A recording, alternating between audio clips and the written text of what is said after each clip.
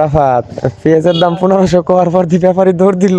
আসসালামু আলাইকুম ইমরান, কে অবস্থা জনগণ? আশা করি সকলে ভালো আছেন। Welcome back another new video. গত দুদিন আগে আমি একটা ভিডিও আপলোড করেছিলাম, ভিডিওটা অনেকেই দেখেছেন। আমাদের বাড়ির পেঁয়াজের চাং থেকে পেঁয়াজ নামিয়েছিলাম কিছু বিক্রি করার জন্য, আর ওইটা বিক্রি করার উদ্দেশ্যে আজকে হাটের দিকে রওনা দিয়ে দিলাম। এখন অনেকের মনে প্রশ্ন জাগতে পারে, এই রাতের বেলা কেউ কি আবার হাটে যায় নাকি? না ভাই, এটা রাত না, এটা হচ্ছে ভোর রাত। ফজর নামাজের পরেই আমরা হাটের দিকে রওনা দিয়ে দিয়েছি।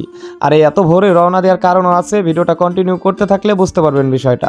আজকে যেই বাজারটিতে বা হাটটিতে এসেছি আমরা পেঁয়াজ বিক্রি করতে, সেই হাটের নাম হচ্ছে ঠ্যান্টিনিয়া বাজার হাট। ফরিদপুর শহরের আশেপাশে যারা আছেন এই ঠ্যান্টিনিয়া বাজার হাট সম্পর্কে অনেকেই জেনে থাকবেন, কারণ এই ঠ্যান্টিনিয়া বাজার হাটে পাট আর পেঁয়াজ প্রচুর পরিমাণে কেনা বেচা হয়। পেঁয়াজের বস্তাগুলোকে নামিয়ে আমরা দুই পাপি বসে আছি হাটের মাঝখানে। এখনো কেনা বেচা শুরু হয় নাই, কারণ দিনের আলোটা ওইভাবে এখনো হয় নাই। কিছুক্ষণের মধ্যে সবকিছু শুরু হয়ে যাবে আশা করা যায়।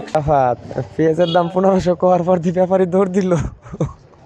বসে বসে মশার কামড় খাচ্ছি, কিছু করার নাই, কারণ একটা প্রবাদ আছে, কষ্টের ফল মিষ্টি হয়। আর এই ধারাবাহিকতা বজায় রেখে কিছুক্ষণের মধ্যে আমার পেঁয়াজগুলোকে বিক্রি করে দিলাম প্রতি মন 1300 টাকা করে।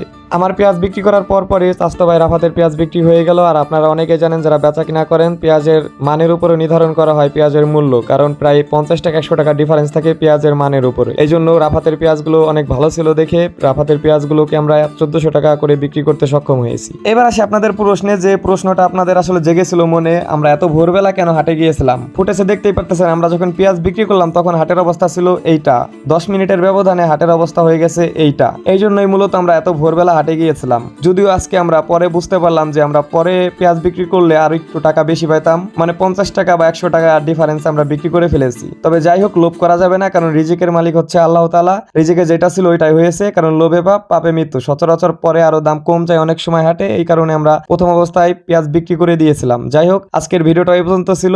দেখা হচ্ছে নতুন কোনো ভিডিওতে। ততক্ষণে ভালো থাকবেন, সুস্থ থাকবেন। টাটা, আল্লাহ হাফেজ।